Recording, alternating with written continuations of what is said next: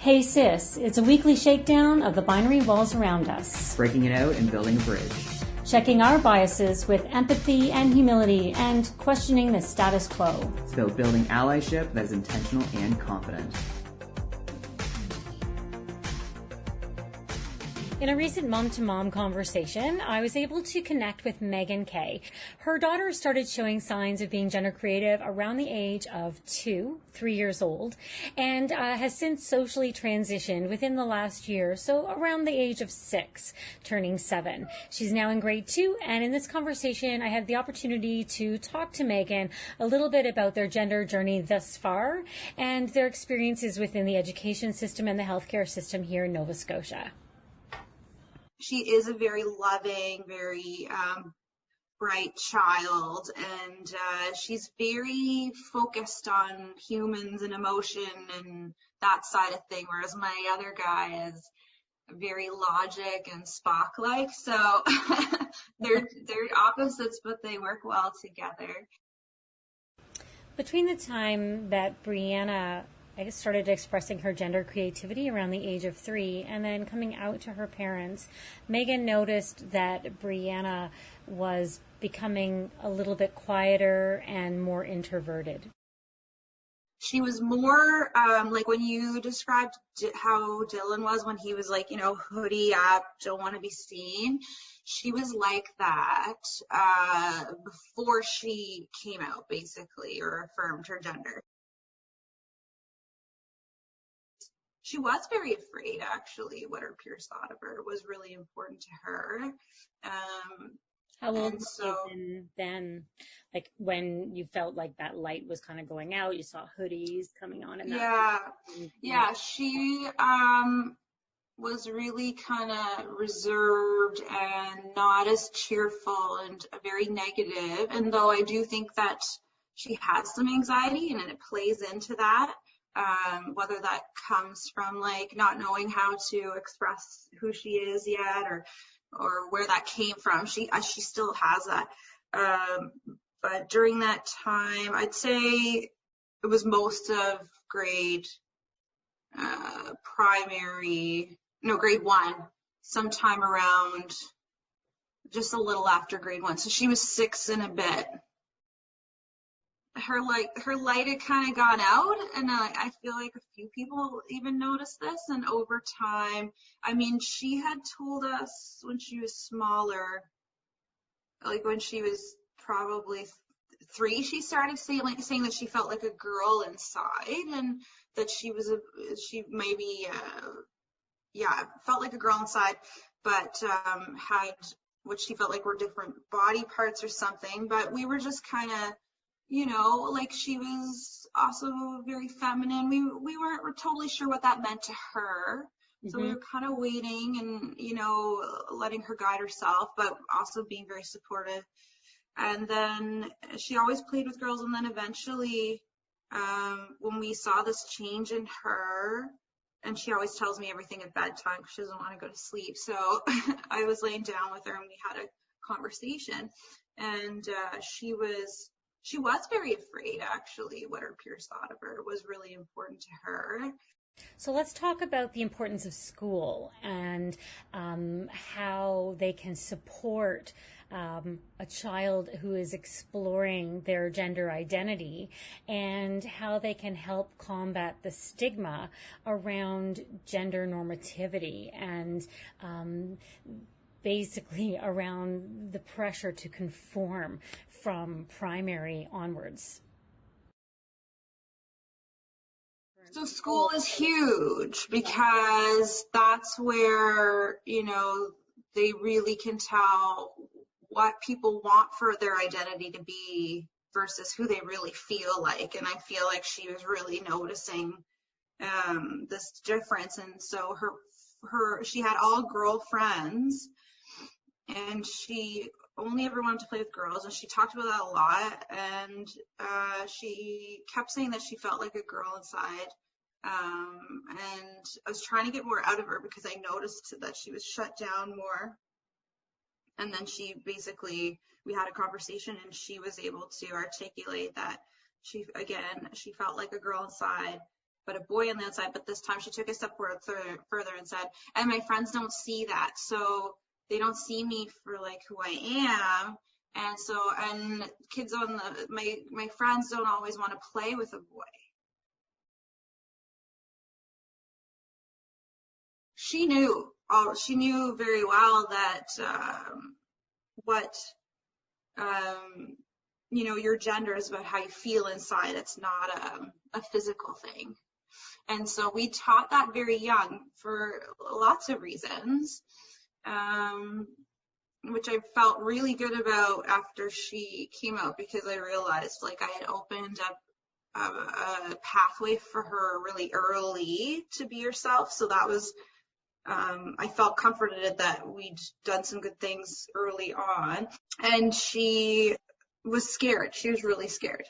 So even though she was comfortable telling me something this profound, she hadn't said, I am a girl yet. She was, saying like, I feel like a girl inside. And I said, well, would you want to wear girl clothes? And she did, but she did not want to be made fun of at school. And she was so afraid of that.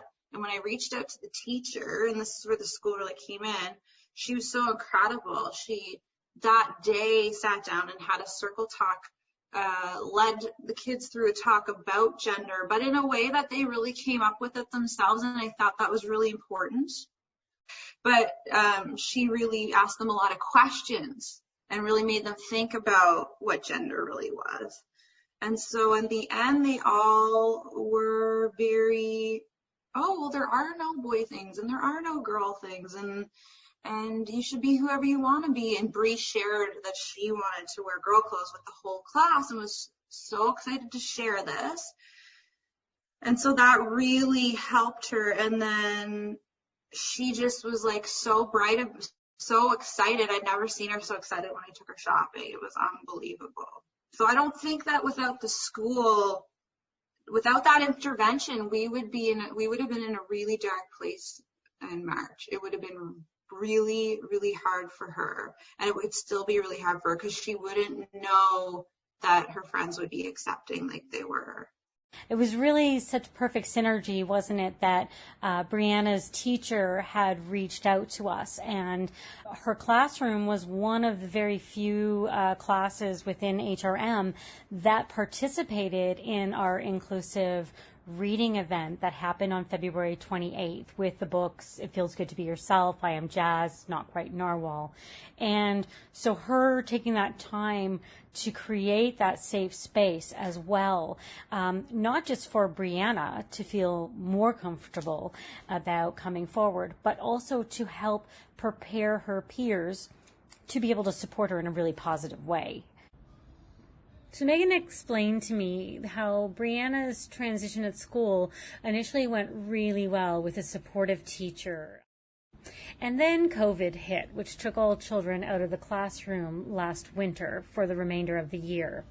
Brianna's now started into a new school, and things aren't going so well this year. She hasn't regressed at all about who she is. She's just dealing with a lot more comments. It's almost a daily problem now that she comes home or every other day. So I think grade 1 is a very big identity year. Yeah. And I would say that, kids teased her. Yeah, the primary kids teased her the most. And honestly, if teachers could start integrating this kind of sense of what gender is and what gender isn't in pre-primary, she wouldn't have to deal with as much of that. And she might not have been so scared to be herself at school. We really need a holistic approach.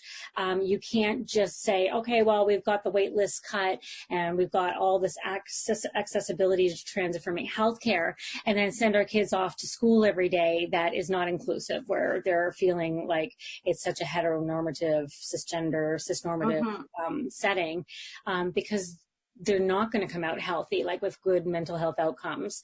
That way, they're still going to feel like they're on the fringe. Like, studies show transgender kids are just as emotionally and mentally healthy as their peers with the right supportive environment. And we are only with them on the weekends and nights. The rest of the time they're at school. So that's really big. All their time with their peers, that really tells them whether they're accepted or not in society. And that is such a good point. And I would just like to take a really quick minute and pull in some statistics. So for those of you who are listening to this as a podcast, I'm going to post these 4 slides, which have some very current stats gathered in 2019 on them. And that'll be linked from the webpage of our Hey Sis podcast. And then for those who are watching, I'm going to really quickly just take you through these quick slides just to help tie in what Megan is talking about and how inclusion in the schools is so critically important. So if we look first at bullying in schools and we look at trans youth, what the 2019 Youth Risk Behavior Surveillance, so the YRBS data for 2019 found that 43% of trans youth have been bullied in school. And that's compared to 16% of non-LGBTQ2 plus peers. So 43% trans youth compared to 16% have been bullied. Now for kids who are even just gender questioning, so they're questioning their gender identity, they have not transitioned, they have not come out as trans or non-binary or gender fluid, 40% have been, so almost half have been bullied as well, compared as 16% of the non-LGBTQ2 plus community. And when we look at numbers of children, of youth who have skipped school because they felt unsafe at school or on their way to school, they have skived off because they're not going there, they're not feeling it safe, 35% of trans youth, and 41% of questioning youth. So this is actually higher than the trans youth. So kids who are questioning their gender identity are more inclined to skip school compared to 8% of non-LGBTQ2 plus peers. When we look at statistics looking around depression and anxiety, the numbers are quite high, as we know, because isolation, if anybody has experienced the isolation in this last year with COVID-19, I think we can all relate to the effects and the impacts, the profound impacts that isolation can have on our mental health. So what this study found was 61% of trans youth are battling symptoms of depression. And 61% of questioning youth are also battling symptoms of depression, compared to only 29% of non-LGBTQ2 plus peers. So that's more than 2 times the numbers. When we look at those who are seriously considering attempting suicide, 45% of trans youth have seriously considered suicide. 40% of questioning youth have seriously considered attempting suicide. 35% of LGBTQ youth have seriously considered, compared to only 13% of the non-LGBTQ2 plus peers. So when you look at 13% of peers compared to 45% of trans youth, that's more than 3 times the population. What it shows is that there is systemic transphobia thriving in our school system. And in order to break this down, we really need to take a holistic approach and tie it right back into our human rights code under Bill C-16, right into our healthcare system, which shows and illustrates how when trans youth are supported in the home, they have perfectly healthy outcomes, very in line with their non-trans or non-questioning peers. And so this is really important to tie that into our healthcare system, our human rights code, and within the schools, if we are to create a village that is going to ever include trans youth. Like, you have to think every book they read for the most part at school is hetero and gender normative. It's all that way.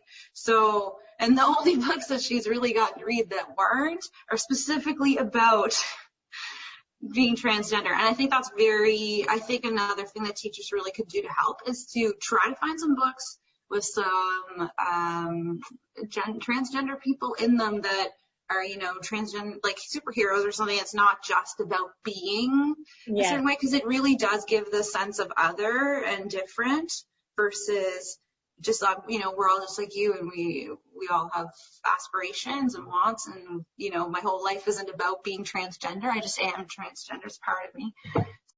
Yeah, so the school played a major role, and she was so excited the first day to wear her girl clothes. And then over time, she came on her own to this realization that she's transgender. She read the books and she kept saying, oh my gosh, she talked about jazz all week because she was like, just like me, just like, she was shocked. Oh, she's so beautiful. Oh my gosh. When we read the books, that really helped her kind of think about her identity, I guess, even further, because she knew how she felt inside, but I don't know if she knew how she could express that.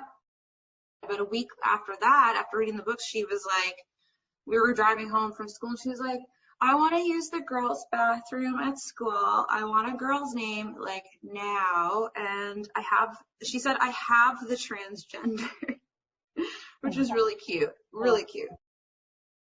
So her understanding of transgender evolved over time, because now she's a little critical of I Am Jazz. She's like, Jazz said that she used to be a boy, but Jazz was always a girl if she feels like a girl.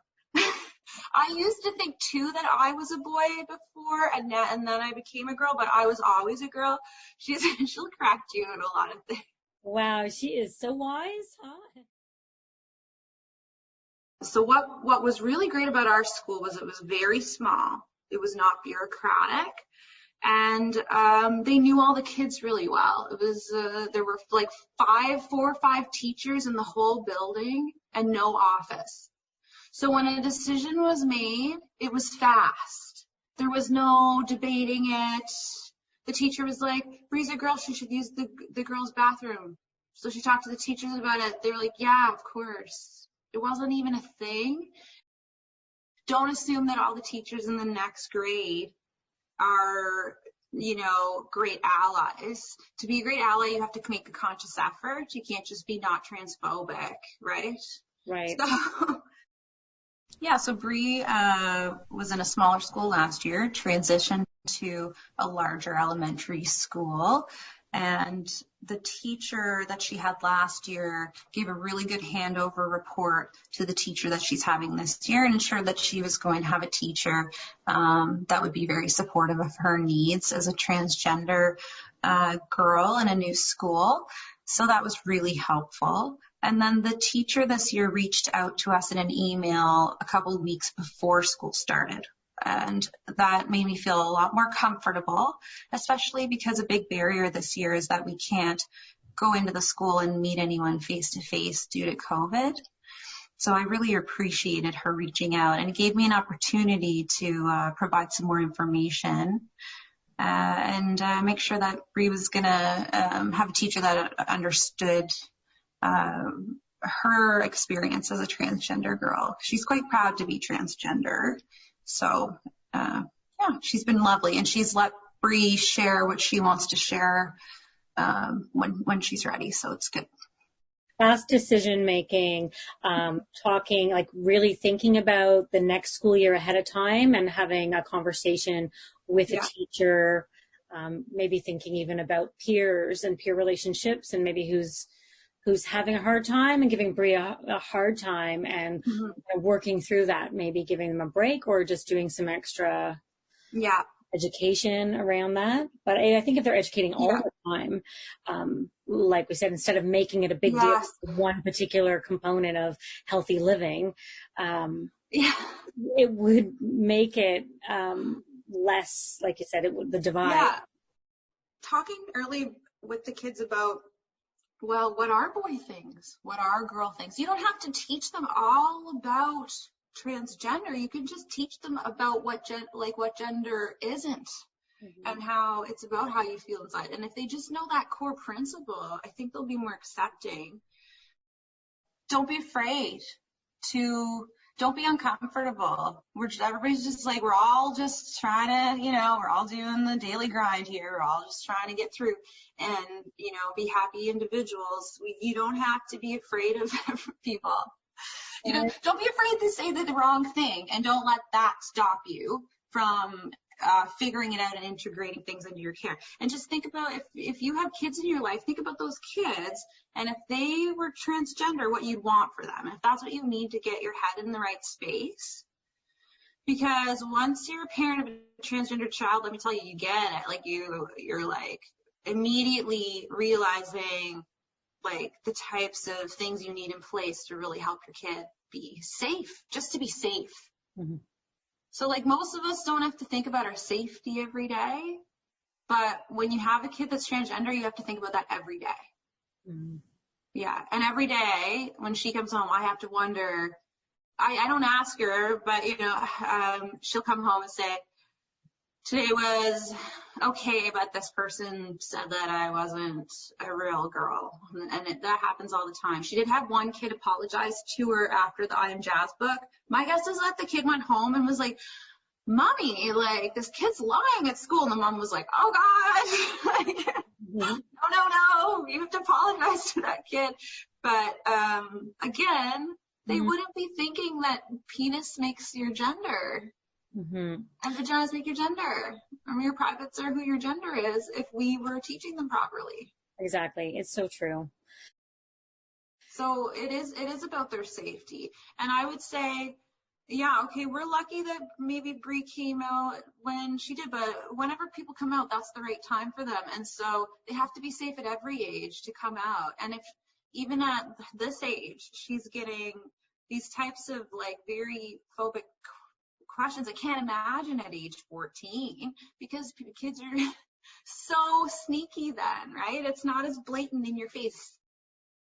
Because what Bree's getting at school now is, like, the minute that she has some sort of conflict with a kid, they're like, well, you're not a girl, you have a penis. Somebody said that to her the other day.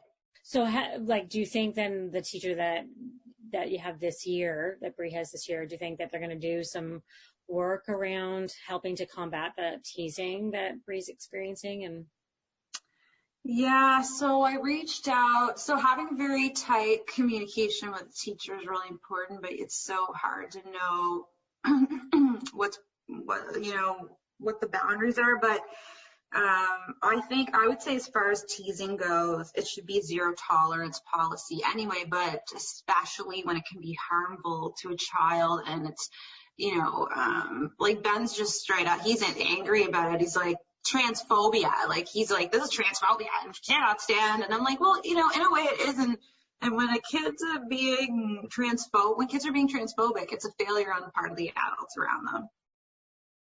All you have to do with kids, and I've worked with kids for years, is give them what they can handle and understand. So it's like small gender, what makes you a boy? I used to say, what makes you a girl? And they would say that, like, something, very gender normative. So of course they already understood gender from the role modeling around them and from the world and from the cartoons they watched. Boy. So they would say, no, it's about how you feel inside, actually. Some girls have penises and some boys have vaginas.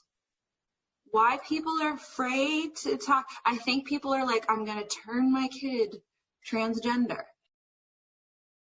When I think about nursing, I would have to guess that teachers are taught to do the same thing, and that's to be reflexive in your everyday practice. So you have to constantly reflect on things. And what I would challenge people to start thinking about is how are the processes and in your organization and the structure of your organization contributing to gender normativity, because if you're part of that system and you're not trying to kind of improve it, then you are perpetuating gender norms And so you just have to start thinking about, what can I do a little bit differently, right? That's really, really important. Yeah.